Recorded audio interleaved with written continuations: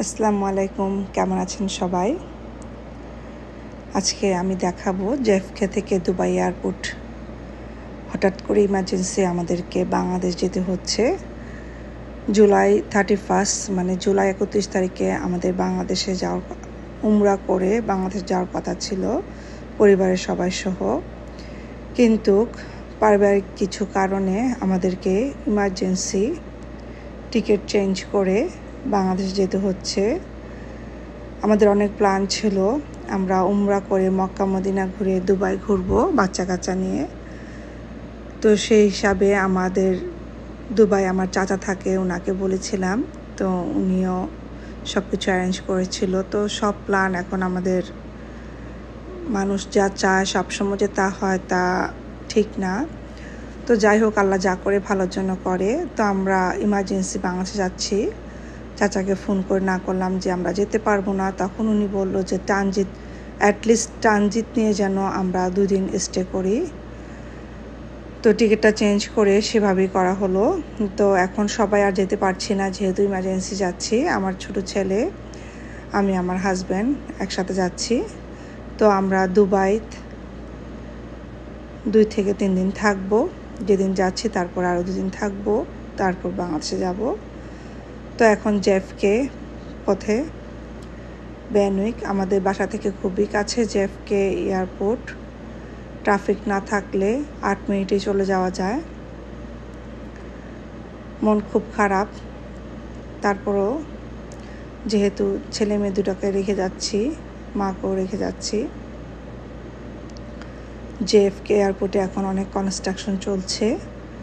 পুরা এয়ারপোর্টকে ভেঙে খুব সুন্দর করে সাজানো হবে, জানি না কিভাবে কর্তৃক করে তারা। তা আমরা এমিরাতে যাচ্ছি। আগেই বলেছি আমাদের প্ল্যানে অনেক কিছু চেঞ্জ হয়েছে। আমরা ভাবি এক, হয় আরেক। অনেক কিছু আমাদের হাতের উপর থাকে না।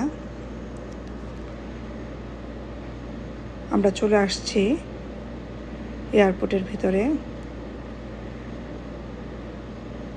খুব হঠাৎ করে প্ল্যান, একদিনেই, মানে কি বলবো, মানে এত ফাস্টার ডিসিশন নিতে হয়েছে আমাদেরকে, কিছু করার ছিল না।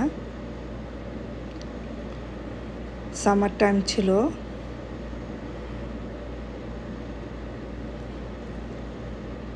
হাজব্যান্ড কাজের জায়গা থেকে জুলাই মাসের জন্য ছুটি, জুলাই 31 তারিখের জন্য ছুটি নিয়েছিলাম আমরা 1 মাসের জন্য।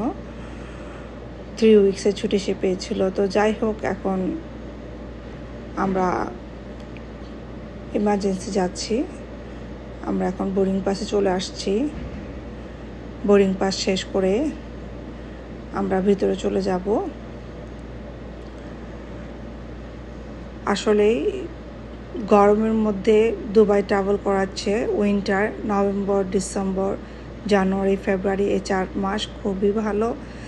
যেহেতু আমাদের টেম্পারেচার, যেহেতু আমরা শীতের দেশ থেকে যাচ্ছি, শীতের অঞ্চল, আমাদের এখানে জুলাই মাসে যে গরমটা পড়ে সেটা কিছুই না দুবাইয়ের তুলনায়। প্রচণ্ড গরম সেখানে। তো আমরা ঢুকে যাচ্ছি প্লেনের মধ্যে। আমাদের প্লেন ছাড়ার কথা ছিল 11 o'clock-এ, প্রায় 45 মিনিট ডিলে করে প্লেন ছেড়েছে। আমিরাতের একটা ভালো গুণ হলো ওরা লেট করে ছাড়লেও অন টাইমে গিয়ে আপনার প্লেনটা পৌঁছে। আমি সবসময় আমার মাকে আমিরাত করে আনা নেওয়া করি, টাইমের কোনো এদিক সেদিক হয় না। তো আমরা দুবাই এয়ারপোর্টে চলে গেলাম। অসম্ভব সুন্দর দুবাই এয়ারপোর্ট, ভেতরটা না দেখলে বোঝাই যাবে না, অসম্ভব সুন্দর। তাদের লাইটিং, ভিতরে ভিতরে গাছ, ওয়াটারফলস, মানে সব কিছু মিলিয়ে অসম্ভব সুন্দর। আমরা চলে যাচ্ছি এয়ারপোর্টের ভিতরে। আপনার শাটল ট্রেন আছে, শাটল ট্রেন করে আমরা যেখানে ইমিগ্রেশন হবে সেখানে চলে যাচ্ছি। এবং আমাদের লাগেজগুলো এখানে চলে আসবে। তো যখন কেউ ইমিগ্রেশন করে, ট্যুরিস্টরা আসে, তাদেরকে পার পারসন তারা অ্যাডাল্টদেরকে সিম কার্ডও দিয়ে দিয়েছে যাতে করে সে সিমটা নেওয়া যায়। তো আমার চাচা এবং আমার কাজিনরা সবাই চলে আসছে আমাদেরকে পিক আপ করার জন্য। তো আমরা দুবাই এয়ারপোর্ট থেকে শারজায় চলে যাচ্ছি। আমার চাচা শারজা একটা অ্যাপার্টমেন্টে থাকে। তো শারজা শহরটা কেমন, দুবাই শারজা একদম কাছাকাছি বর্ডার। আমাদের যেমন কুইন্সের সাথে বর্ডার, ব্রুকলিন, ব্রোঞ্জ, ম্যানহাটন, ঠিক তেমন। দুবাই থেকে 15 মিনিটও লাগে না এয়ারপোর্ট থেকে আমার চাচা যেখানে থাকে। রাতের ভিউ খুবই ভালো লাগছিল। যদিও আমরা ট্রাভেল করে আসছি, প্রথমেই মনে হচ্ছিল গাড়ির ভিতর তেমন গরম নাই, কিন্তু প্রচণ্ড একটা গরম। গাড়িতে ঢোকা এবং বাইর হওয়ার সময় বোঝা গিয়েছে কি পরিমাণ মানে গরম ওয়েদার। আর প্রথমেই ধাক্কা খেলাম ভাষার ভিতর, যেয়ে পানিগুলো গরম। সবাই ওখানে বাকেট ভরে ভরে পানি রিজার্ভ করে রাখে যাতে পানিটা ঠান্ডা হয়। প্রচণ্ড গরমের কারণে ওদের পানির ট্যাঙ্কির পানিগুলো পর্যন্ত গরম থাকে।